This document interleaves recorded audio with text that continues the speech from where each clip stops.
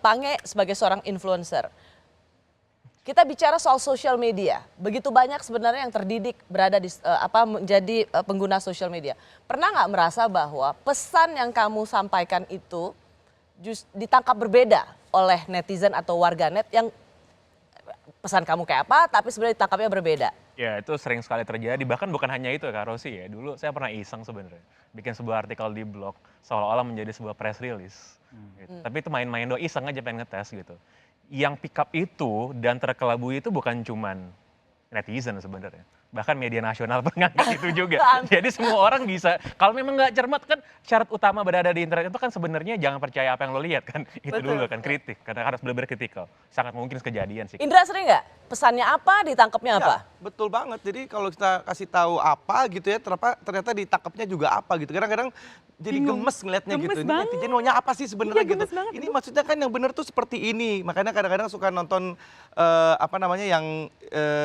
yang seru-seru yang membahas putar isu-isu yang sekarang ini. Jadi banyak netizen tuh banyak yang pro dan kontra gitu. Kadang-kadang ya akhirnya pesannya kadang jadi kok beda ya. Malah jadi polarisasi ya? Iya, betul. Dan menurut saya pentingnya semua orang itu jangan terlalu gampang menelan sesuatu tuh mentah-mentah gitu iya, loh. betul. Apapun yang diposting, not everything that you see is true kan. Jadi semua yang kita lihat, kita cari dulu nih arti. Saya tuh selalu cari semuanya, saya paling tidak baca 10 artikel untuk memastikan bahwa ini benar atau yang diposting itu seperti ini. Karena kalau tidak saya tidak akan komentar. Dan semua orang yang punya sosial media, apalagi yang menganggap dirinya atau dikatakan public figure, menurut saya ini harus lebih bijaksana untuk memposting sesuatu. Karena tidak semua orang yang menggunakan sosial media adalah orang yang punya akal dan pikiran sudah matang atau sudah dewasa. Banyak sekali anak-anak yang masih kecil yang akhirnya lihat postingan yang orang-orang public figure ini dan mencontoh gitu loh. Padahal mungkin yang pesan mereka mungkin baik, tapi karena anak-anak kecil ini tidak tahu, tidak paham, akhirnya yang mereka lakukan atau mereka tiru itu salah gitu loh. Jadi kita semua harus bertanggung jawab. Sebenarnya yang kita khawatirkan bukan hanya harusnya netizen saja. Sebenarnya banyak outlet berita pun kalau mengutip sebuah quote dari narasumber itu bisa benar-benar off sekali. Dan ini sudah aku alami berkali-kali dari awal karir aku. Dan itu yang membuat aku frustasi. Karena sebenarnya bukan netizen saja yang kadang-kadang menyebalkan. Tapi para jurnalis kadang-kadang aku merasa kenapa sih?